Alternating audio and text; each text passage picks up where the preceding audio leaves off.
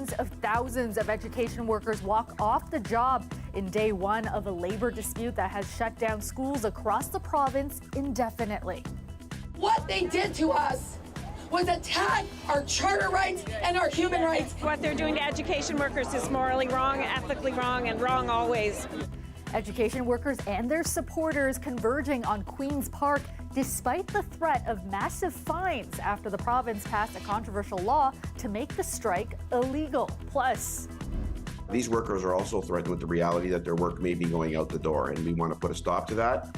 thousands of GO Transit workers are prepared to strike on Monday if no deal is reached with Metrolinx over the weekend. We'll have the latest, including how it may affect your daily commute. And this is Winston, our 2022 official Royal Ambassador. After 2 years away, the Royal Agricultural Winter Fair is back and celebrating 100 years. We take in the sights, sounds, and smells on opening day.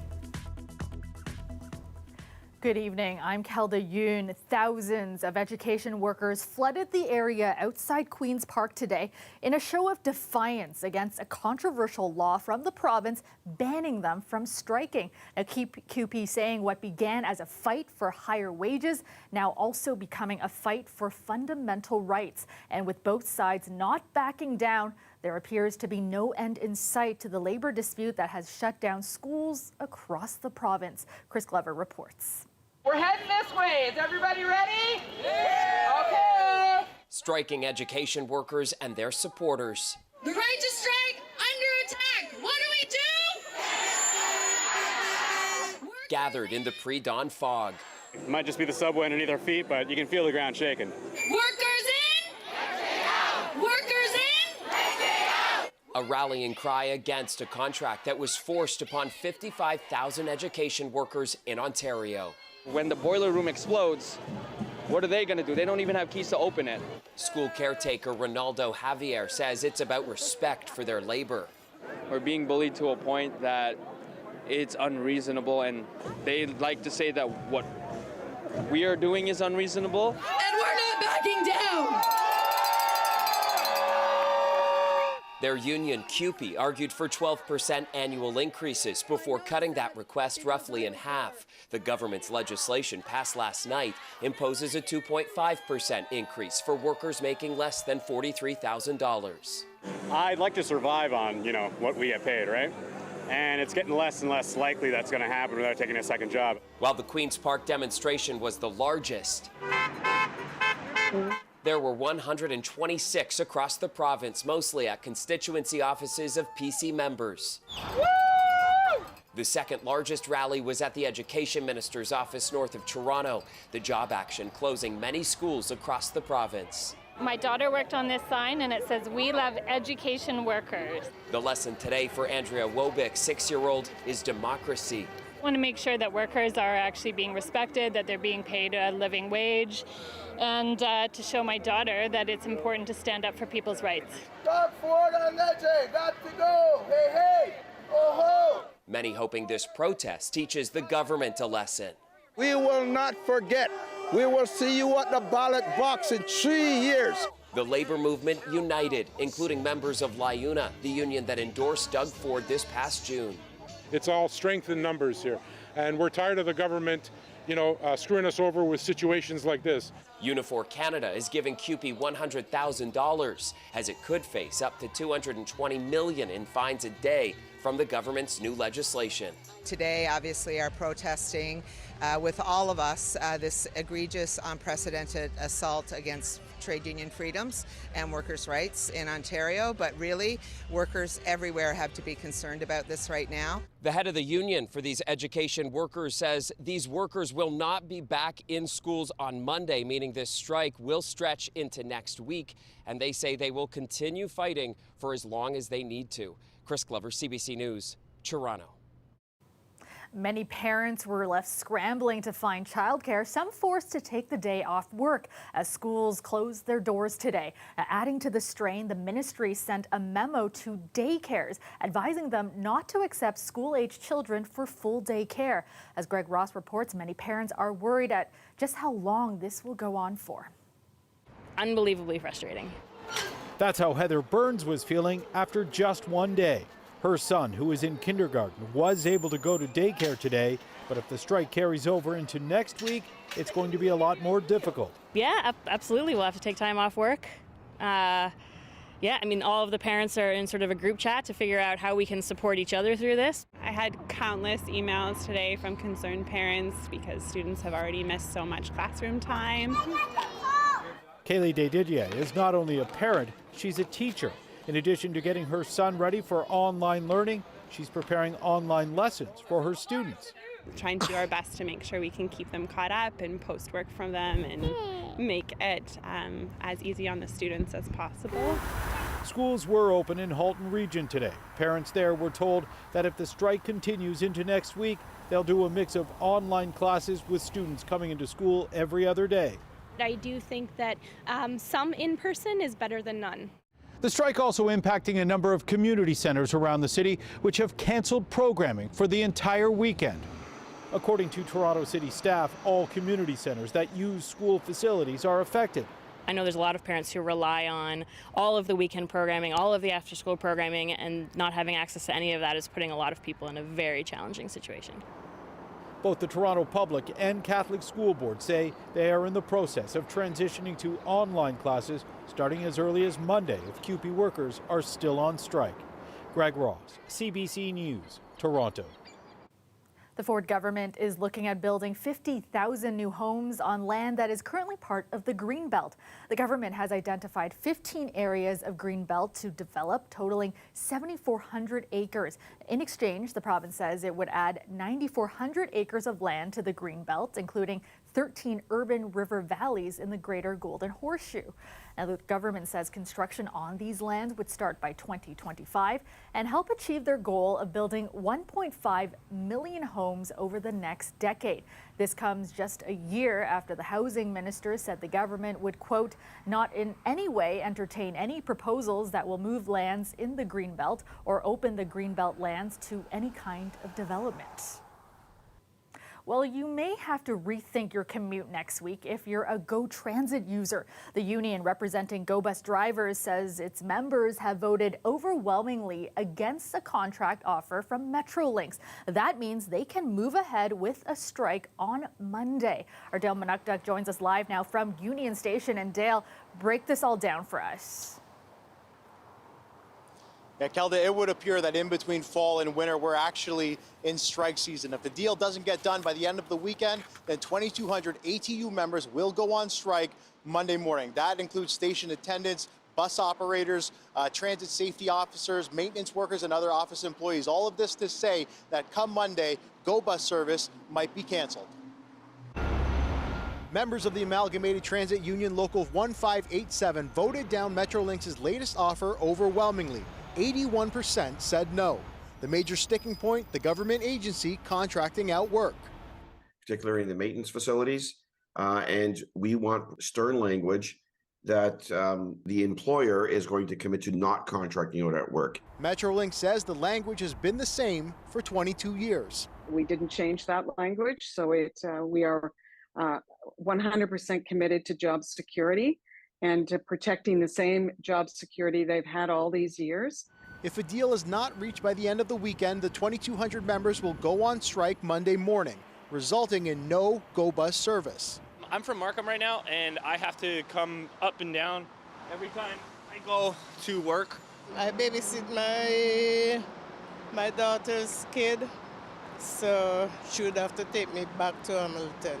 I live on the Milton line, so I'm usually on the train. Train service will run as scheduled as those workers are represented by a different union. So all of those trips will continue. The stations will all remain open.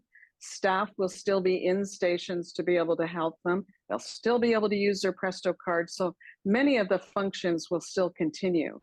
If no deal is reached, that will mean over 57,000 public sector workers will be on strike next week.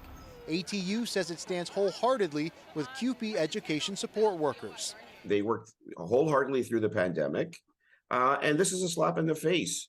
Not getting wage increases, having their work subject to being contracted out, and the uncertainty of losing their jobs after all of us in this province The workers have done everything to keep this province moving. Now, Kelda, Metrolink spokesperson Anne-Marie Aikens reminding riders to stay up to date with information via the Metrolink's website or the app. She's also hopeful that they can avoid a strike. Both sides have agreed to meet tomorrow morning, 9 a.m. at the Doubletree Hilton Hotel near Pearson Airport. Kelda? All right, thanks so much for that, Dale. That's our Dale Manukduk live for us tonight. All right, time now for a first look at the forecast with Kim McDonald at the Weather Network. And Kim, can you believe this is November? Really can't complain with these temperatures that we're getting. Kelda, I know not everybody agrees with this, but I think November is October's ugly cousin. However, it has been proving me wrong so far, other than the fog that we've all been dealing with, which is very normal for this time of year. It's been nice. 20.8 degrees Celsius is what we got to today. 20.1 is the record for tomorrow. We'll see if we break that one. 9 degrees is where we should be. And I just wanted to point this out. So right now the sun is rising at 7:58 a.m. But it's clocks back this weekend.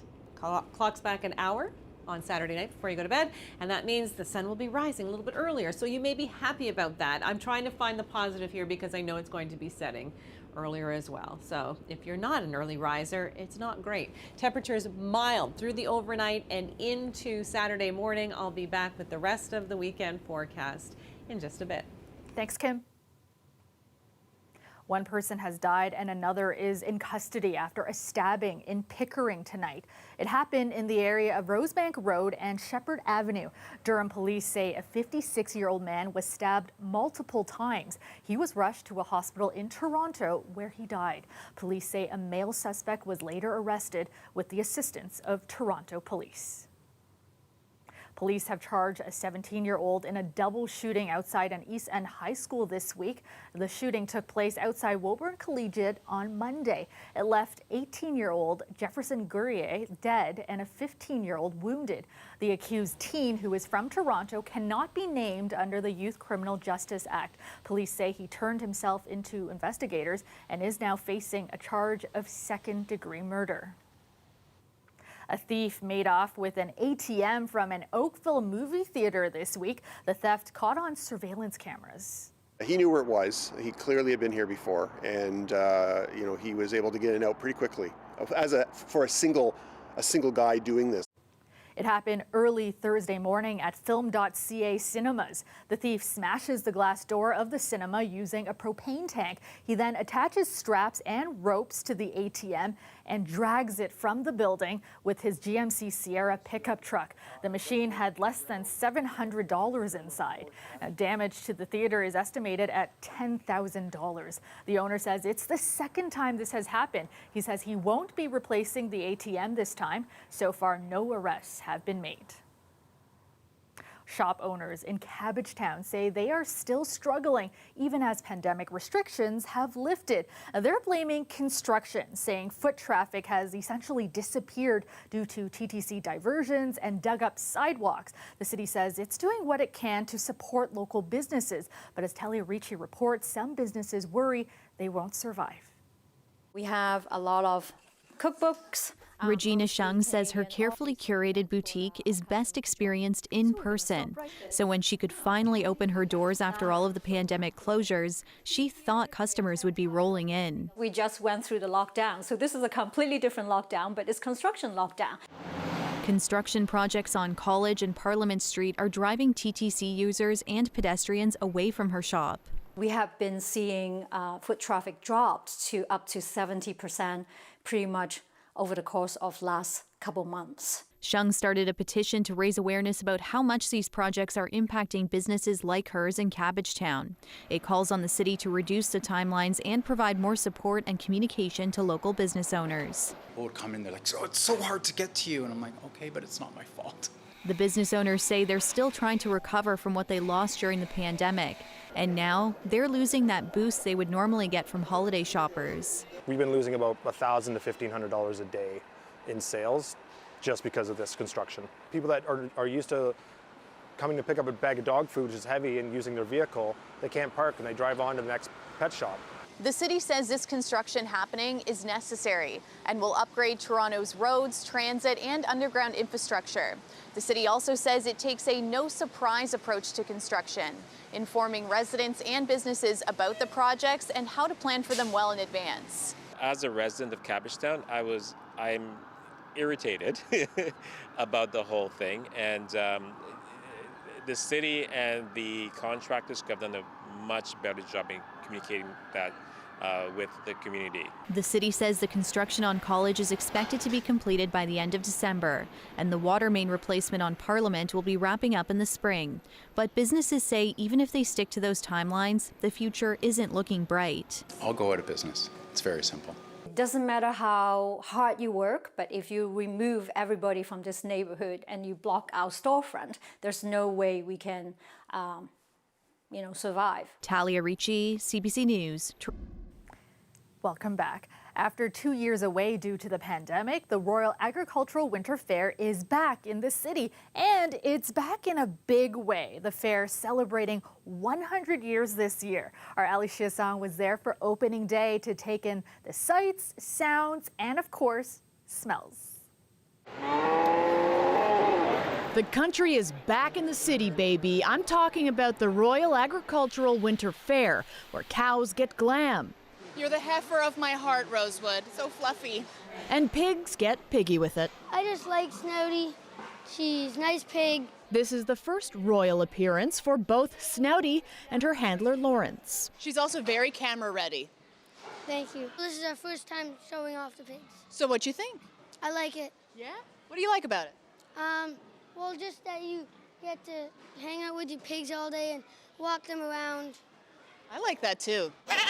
As fun as it is to walk among these big, beautiful animals, He's a year old, 981 pounds. the Royal Agricultural Fair is also big business. So farmers here are happy to be back after 2 years without it. Yeah, COVID really hampered all the show, and it's a lot of marketing for us. There's a lot of connections in the barnyard, promoting your cattle breed to other breeders, and not having that access to the Royal Winter Fair.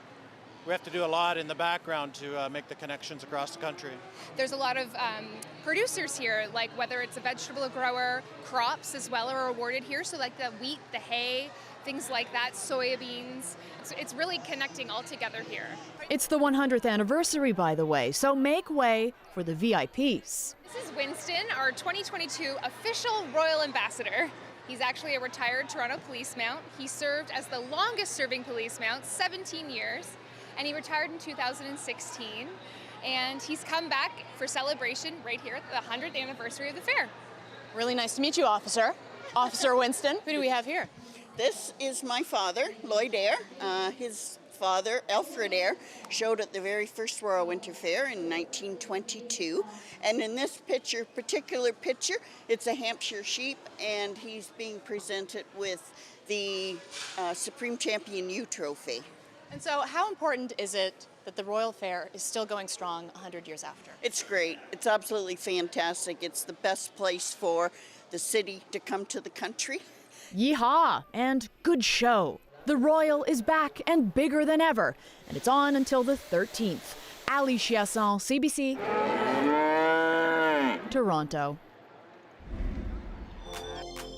And you're looking at a live shot of the Toronto skyline. It was partly cloudy tonight with some fog patches as we head into the overnight. Now, currently, it is 15 degrees in the city. Let's go back to Kim McDonald now at the Weather Network for a look at your extended forecast. Kim, how's it looking? Kelda, you know, the reason we've seen so much fog is because that's very typical for fall, but there's a lot going on. So November, it is very common. The days are getting shorter, so that's one ingredient. Plus, it's a lot cooler at night versus during the day, so the fog tends to form in the overnight hours, but it's been sticking around because we haven't had a lot of movement in the atmosphere, but we do now. We have a cold front coming our way. It is bringing some showers, but the showers primarily will be overnight Saturday. So there's the cold front rolling on through. It's gone by Sunday. We're back into this warm air. But we have that special weather statement because we're expecting that the winds are going to be picking up as the cold front approaches. So by Saturday afternoon, yeah, it's going to get kind of gusty. So if you were thinking, oh, maybe I'll rake my leaves this weekend, they might be gone. They just might go naturally with that wind, or they're just all falling from the tree. I don't know, but I would suggest doing something fun instead of raking leaves. But we're looking at, again, winds 70 kilometers per hour potentially. The stronger winds are over around Lake Huron versus Lake Ontario, but still. And it's going to be warm. So we had a record high on Friday, 20.8. The old record was 20.1. We'll see what happens on Saturday. 19 degrees in Toronto, Oakville at 20, Guelph at 21, away from the lake. So in general, across the country, all the Arctic air is in the west, and we're baking in this much milder air. Again, normal daytime highs are 9, and we won't get that until Tuesday. But look at this weekend. Temperatures remain in the teens. I just want to compare this to Calgary, which is seeing the minus teens next week. Yeah, it's not an error. Minus 16, and it'll feel like the minus 20s. But we don't have to worry about that unless we're traveling to Calgary. So the weekend is looking good. Windy on Saturday. Well, heads up, if you're looking to ride the Rocket this weekend, shuttle buses will be running between Shepherd Young and St. Clair stations on Line 1 as work continues on the Eglinton Crosstown. The TTC will also take advantage of this closure to continue work on some of its accessibility projects at Lawrence Station. And finally tonight, this week marks the 100th anniversary of one of the most iconic discoveries in archaeology, the treasure-filled tomb of Egyptian pharaoh Tutankhamun. Tutankhamun has helped Egypt's economy and public persona and political goals a huge amount. So really, he is the one true pharaoh of Egypt who has been loyal to his country for several thousand years. Better known as King Tut, the tomb of the young pharaoh was discovered on November 4th, 1922 in Luxor's Valley of the Kings. The boy king who ruled Egypt over 3,500 years ago was only 9 when he ascended the throne and ruled for less than 10 years. But archaeologists say Tut's short reign was one that brought back stability to a land that was in turmoil. And that is our show for you tonight and for the week. Thank you so much for watching. Shannon Martin has your next local newscast tomorrow at 6. Have a great weekend, everyone.